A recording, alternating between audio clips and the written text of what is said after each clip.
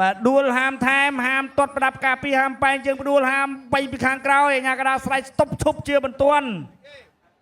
And now, fight fans, it's time to rock and roll.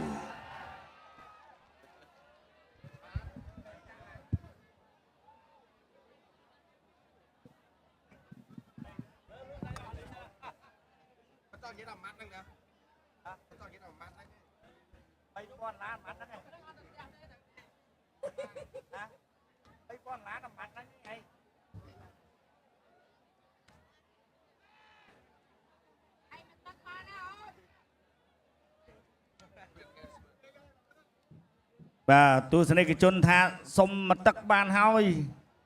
ចក្រមត្រៀមប្រឹងប្រែងប្រកួត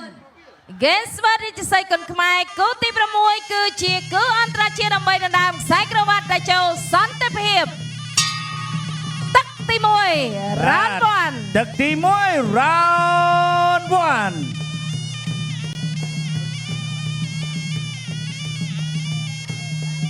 ឆក់បានម្ដាយអាយ៉ាលឿនមកគ្រូអូយតាស់ម្ដាយនេះក៏លឿនដែរធាក់មួយទៅអត់ចេញទេអត់ចេញទៀតមកគ្រូ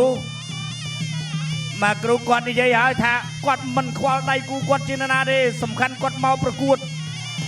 ចង់ឈ្នះឆក់ម្ដាយទៀត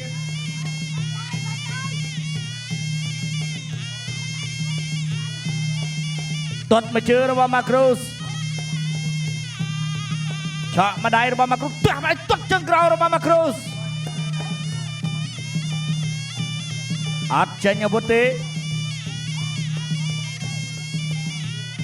ធីរ៉ានៅមិនទាន់ចេញអាវុធអីទេ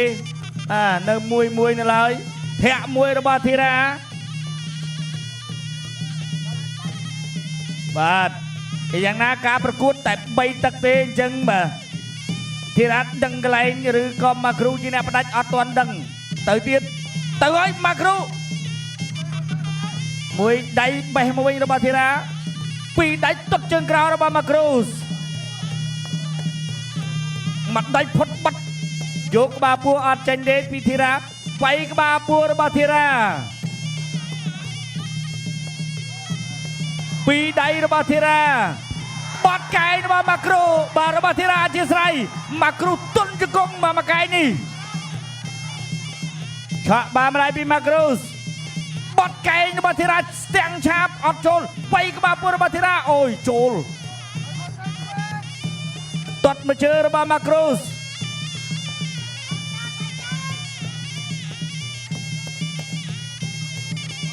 បេះអត់ត្រូវចូលមកដៃរបស់ធីរ៉ាទាត់ជើងក្រោយរបស់ Macruz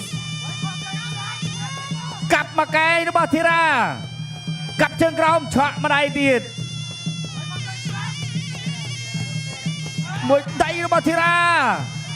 ចូលក្បាលពោះចូលម្ដាយវិញរបស់ Macruz